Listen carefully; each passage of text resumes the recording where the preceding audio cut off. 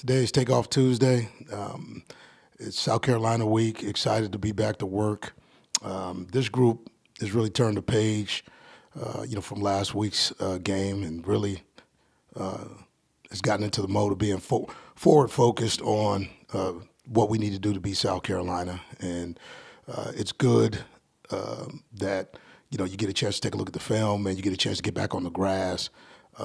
There's a lot of opportunities in all three phases for improvement. It'll be great to get some of our guys back this week.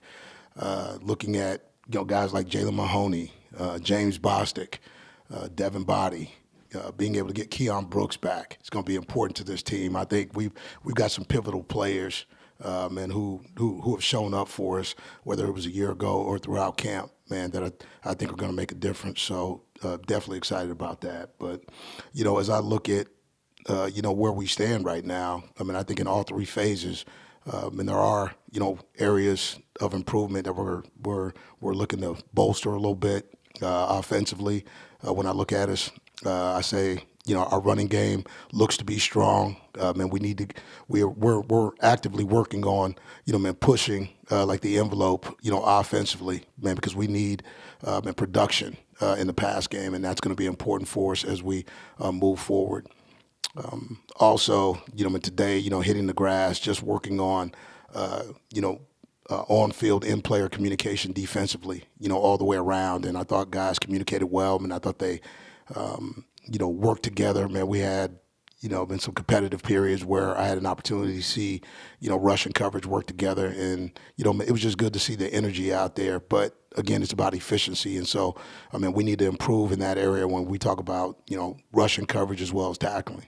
And then on special teams, I'm happy with what Harrison is doing right now. Harrison's punting the ball well. Donovan Kaufman looks to be our return guy. Man, he's pretty dynamic, and I think everybody's had a chance to see that. But right now, especially field goal PAT, man, we just need some more production. And so today we had a chance to, put the ball through the uprights. I put a lot of pressure on Pearson today, and that was good. It was good to see him respond. And so that's really what we're looking for. We're looking for the response, and it's needed now, again, on a Takeoff Tuesday, a game week. As I look to South Carolina, and they're a really good football team. Colin Hill, their quarterback, he's thrown 3 touchdowns, only 1 interception, really functional, for what they do, especially as a fifth-year quarterback. I like what they have on defense. Man, they've got 3 players at all levels, whether it's the secondary linebacker with Ernest Jones, and then up front, they can get after you a little bit. So, we're going to have our hands full. They're a physical team. Will Muschamp coaches a physical, brand of football, and Shi Smith has been one of the best receivers in this conference over the last 2 years. So we look forward to the challenge. That's where we stand right now on the Takeoff Tuesday. I'll turn it over for questions. Teresa, if you want to go ahead and unmute yourself and ask Coach a question. Eric, Vanderbilt, South Carolina are both in similar situations. Both have had ranked opponents these first 2 games, both come in on winless on Saturday. How big is this opportunity for you to try and improve over these first 2 weeks and get a much-needed win? We need the win.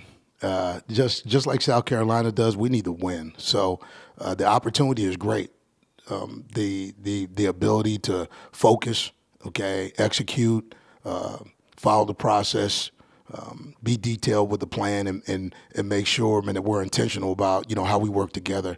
That's what the forward focus is about. Man, we understand where we've been, but you got to pay it forward, and you can only do that with the work that you put in, Tuesday through Friday to get to Saturday. Robbie, will you go ahead? Yeah, Derek, are you looking to get Javon into the game on Saturday? And, I guess what do you say to Pearson to try to get him on track? Ben Pearson's got a strong leg. And Javon and Pearson, are always competing in practice, and that's really what you're looking for. I mean, you're looking for it to be competitive, but right now Pearson's the guy. It has nothing to do with the leg; it has everything to do with the mechanics. And so for him, whether it's plant foot or focus, I believe in his leg. I believe in what he can do. But the reality is, man, you gotta make sure that you keep it competitive, and we're gonna put the best guy out there. And right now, Pearson's the best guy. We just need production. Adam, you're up. Yeah, Derek, with Brooks and Bobby and Bostick coming back, can you tell us specifically what each of those guys can give you from what you've seen in practice? Absolutely. I think James Bostick is very much like Amir and Chris Pierce in terms of body type. And I think he's very explosive. I think he may be the most pronounced route runner, like out of the group. And he just hasn't been able to stay healthy. So it'll be good to get him back. When you look at body's just dynamic. He's dynamic in special teams. He's dynamic when you can get the ball in his hands, whether it's a quick slant or whether he can stretch the defense. We need the vertical push, in this game. And so the reality of getting, a speedster and a guy that's got, tremendous ball skills and route running ability, is definitely important to us right now, especially when you talk about the depth. When Tyrell's, healthy this week. Again, when you get your numbers back in terms of the receiving core, man, you can have fresher bodies on the field and you can be in attack mode. I think Coach Fitch has done a really good job of trying to play with some 12 personnel and some open groups, but in the lack of depth, over the last week and a half, has really challenged him in terms of what it looks like in practice and what he's trying to do in terms of taking advantage of series and trying to control the clock. To keep the defense off the field. But I think, we got to be on the attack this week. And we get some weapons back. We get Jalen Mahoney back. We get Brendan Harris back. I think the whole idea is let's open it up offensively, man. Let's make sure, man, that we can, put our best cover guys on the field. Let's get our best players on the field and let's play. And I heard you mention last night on the coaches show about having to do coaching meetings Zoom-wise. Yeah.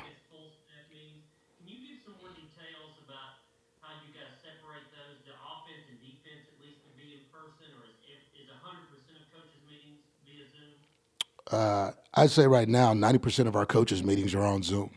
And if you do have, a small group, it may be 3 or 4 coaches in the staff room.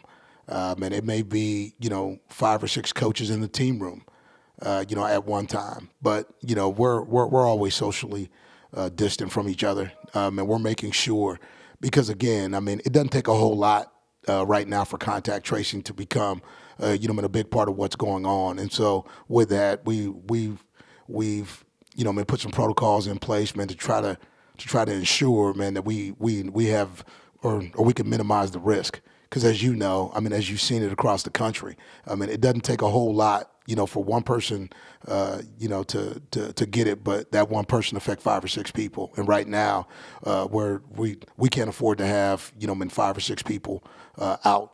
At any position or anywhere in our organization, everybody is needed.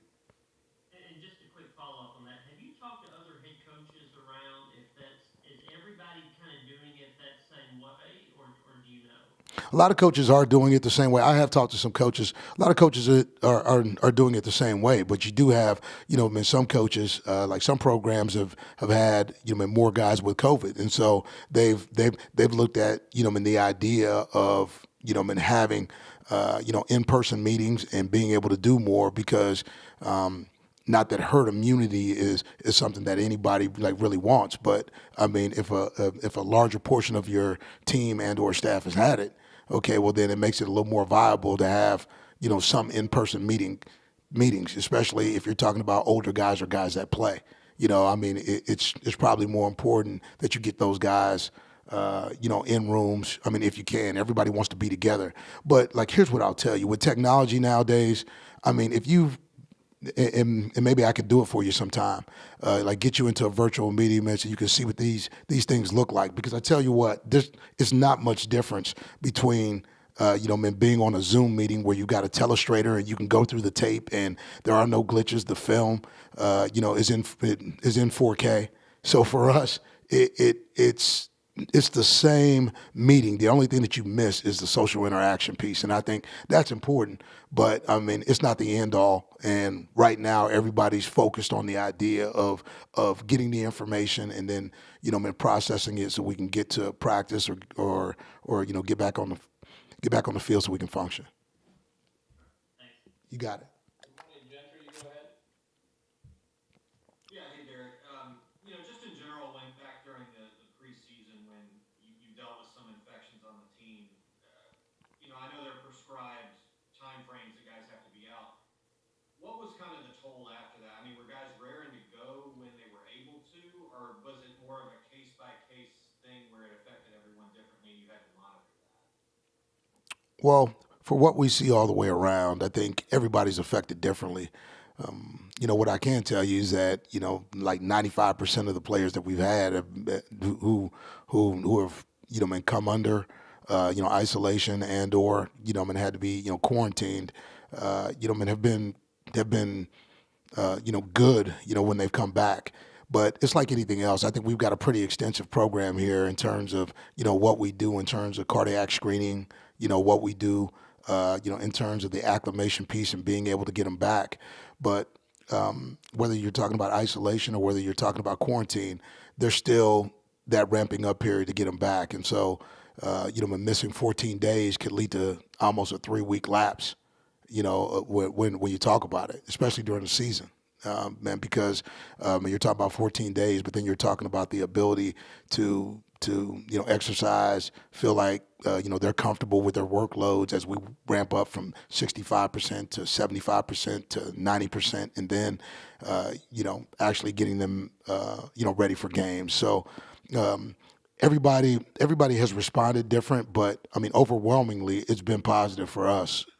Again, it's like anything else though. It's not just COVID. I mean, it's the roster itself and making sure, man, that you can keep everybody healthy. I mean, the SEC is a physical conference, it's a physical game, and so guys really have to do a great job of taking care of their bodies, and that's what you're teaching young guys to do, as well as old guys it's almost old hat right now. Max, you're up next. What makes Ben's resume and the right tight end one for the new offense this year? Yeah, I think Ben possesses all the skills that you want. I mean, he can, block, in line. Man, he came out of high school as a really good route runner, and now, man, it's really starting to show for him. Ben's going to have more targets. I mean, he can open up the middle of the field. I think, he can run option routes. He can run the route tree. And that's been fun to watch. Again, as a freshman, obviously he had the ACL, injury, but coming back off that, a year ago, I think, man, you saw, glimpses of what he can do, and now, man, the offense is really his, and Fitch really knows how to utilize him. But I mean, he's got to become a bigger target. A lot of these guys have to become bigger targets, but it's like anything else, man. It takes a little bit of time. Everybody's starting to work a little harder, man, to make sure we can gel like we need to. And so expect big things from Ben this year. I think Ben's going to do what he can, and he's going to be productive in this offense. Simon, good morning, go ahead. Good morning. Coach, you spoke a little bit about Donovan Kaufman and his impact in the return game, but as a true freshman leading the team in tackles this week, is that like the immediate impact you really expected from Donovan this season? I did. Donovan Kaufman was a guy that we were going to have a hard time keeping off the field. Obviously, coming out of Rummel High School in New Orleans, Defensive Player of the Year in the state of Louisiana, you can see, his ball skill, his ability to track the ball. I mean, he's a contact player. He knows how to play the game. He's got a true feel for how to play defense, how to play with the ball in his hand. Maybe in the future, man, you may see him step on the offensive side for a little bit. Coach Fish may grab him from me, as he gets a little older. But right now, we're gonna focus and concentrate on playing defense. Man, he's gotta continue, man, to make sure between him and Deshaun Jerkins, man, they can lead lead that secondary. And as a young guy, man, he's doing a pretty good job. And coach, oh, sorry. Go ahead, Tom. What have you seen from Javion Marlowe this year, and what did he do this offseason to sort of solidify himself as the number one guy? Javion is finally healthy. I think, the ACL, coming off the ACL early, a year ago, just still trying to get comfortable, hadn't quite gotten his strength back. What was unsure, at times, but like during the off season, he added 7 pounds. He became much more of a worker. And he really started to see, how good all these backs are in this conference. And I think him and Keyshawn had a good conversation about, man, what it truly takes to be able to play at this level and taking care of your body. And I think the investment in by Javion to take care of his body has really started to pay off for him. What you see is a guy, man, who looks quick, who is, sharper, both in the run game and in the pass game. But for me, he's running through arm tackles, and that's really what you saw from him coming out of high school. Man, he's explosive, and I think every game that he plays, he gets a little better. So as he continues to touch the grass, and getting Keon Brooks is gonna getting Keon back is gonna really help too, because I think as long as the group is competitive, everybody's giving their best. Everybody wants to compete because everybody wants the ball. All right, Coach, one last question from Mr. Sparks. Yeah, Derek, you guys have had one home game and one road game now. Everybody's got a limited crowd right now. Are the differences still the same road to home as they were past years, or the home games and road atmospheres seem a little more similar since all the crowds are pretty limited?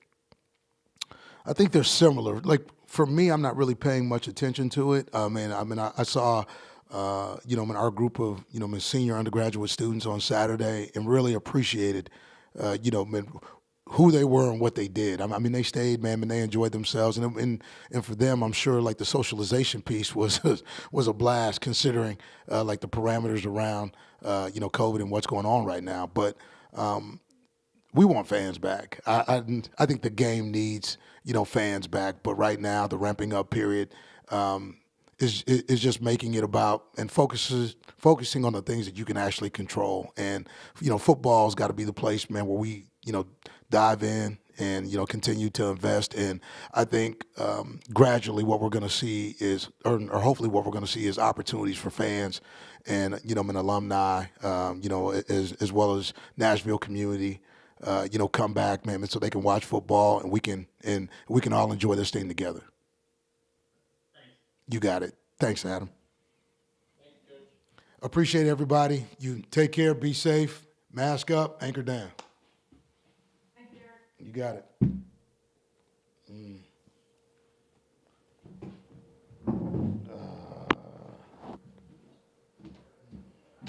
right, everyone, we should have Andre Mitz coming up here shortly.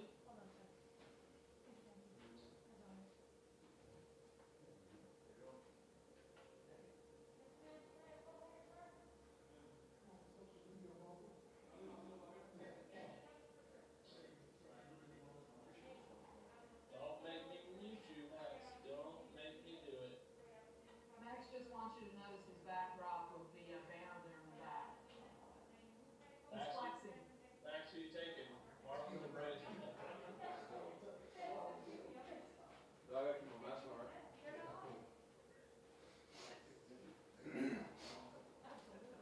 Coach, you want to hang out here tomorrow? Andrew, you can come on here as well. Hello, all. Andre, good morning. How we doing? I'm good. How are you? Doing well, doing well. We're gonna do some Q&A here for you. Let's start with Robbie. Why don't you take the first question? Yeah, Andre, Derek Mason said that Brendan Harris is coming back this week. What is he, I guess, how's he looking coming back from the injury, and what does he bring to the secondary once he kind of gets back up to speed? Seeing him in practice made me really excited. Again, he's a young guy, but young guys turning old. I think he brings speed and instincts back on the field. Again, I seen him today getting taped, and I told him I was really excited for him to come back. And, Yeah, he's just another great player to have on our team and add depth to our secondary. Mr. Sparks? Yeah, Andre, you played a road game and a home game now, and both of them have kind of odd atmospheres. Obviously, this year with limited crowds at both. What's your reaction when you see a small crowd at a road game and when you don't see a really big crowd at a home game? How has that difference been for you guys atmosphere wise? For the most part, we haven't really thought much of it because everywhere we go, the football field is the same dimensions. Again, we're focused on executing our game plan, not really about the fans. Again, it's good to have people in the stadium to have some form of normalcy, but again, it's not really much on our minds. It's really getting ready to line up and execute our game plan. And Coach talked the other night about trying to get you and Dio opportunities for a pass rush. They obviously focused a lot on you guys in the pass pro game the other night. Do you feel like that's the number one thing that you bring to this defense right now is a pass rush, you individually? No, I think I do a good job at executing what they ask me to do, whether that is rushing the passer, setting the edge, or executing a stunt. I take pride in doing my job as we all do, and I think that's why I'm on the field as a fifth-year senior, and that's why I was asked to come back just to do the job, whether that be rush the passer, set the edge, or run a stunt. So I think I'm good at doing what they ask me to do and executing my job. Thank you. Gentry, you're up next. Yeah, hey, Andre. Obviously going into the preseason, COVID was out there and everybody knew about it. But when you guys actually dealt with having to miss practice time and those issues, how did that change things inside the team to actually have to go through that? We have one of the best medical staff in America, followed by the hospital. So we didn't have, of course, you didn't have an idea of how that would change the team dynamic, but we had an idea of the rules and regulations that come in contact that are in place when someone does contract COVID. So when it did take place, we already had the guidelines ready and we were prepared. So it was a surprise that it did happen, but I mean, we just followed the protocols that they already told us about. Being a surprise, I mean, was it unsettling to see, I guess, how easy that can happen and how it can spread like that? Of course, again, this is a new virus that no one has the cure for. So, I mean, I think we're all going through the unprecedented times. So just seeing that take place so quickly, and again, it happened to a lot of other people across the country earlier in the year, but just to see it here firsthand, of course, it's different. It's taken us all by surprise, but as we have gone on through the summer and now leading up to a fall, we we just stay close to the protocols that we have in place. And of course, we all have faith in those protocols, and we're following it to the best of our ability. Adam, you got something else? Yeah. Coaches have had to do a lot of these coaching meetings with Zoom calls and all that. I assume they had to meet with you guys via Zoom. So how has technology kind of helped you guys deal with COVID and all the social distancing? Of course, we've had thousands of Zoom meetings at this point. The list goes on, but of course we practice social distancing while having the meeting. I can't really say how does it help us. We live in a digital age. We're used to being on our screens in the first place, but just having Zoom meetings allows us to practice social distancing while having football meetings and talking about the things we need to get done. So it's just another tool that helps us, again, form some normalcy around this football season. Thanks. Teresa, go ahead. As you look forward to South Carolina, their team looking for their first win, you guys looking for your first win. Both teams have had really tough starts against ranked opponents here to start this season. Is it be ready for the opportunity, be cautious about overlooking anything at this point? What's the approach at trying to go into Saturday and get a win? The approach is the same approach, to go 1-0 weekly, by executing our game plan and playing at a high level. That's the same sentiment that we started with week 1. It's the same sentiment that we're going into week 3. Just go. The goal is to go 1-0 and execute our game plan at a high level. Do you have anything else for Mr. Mintz?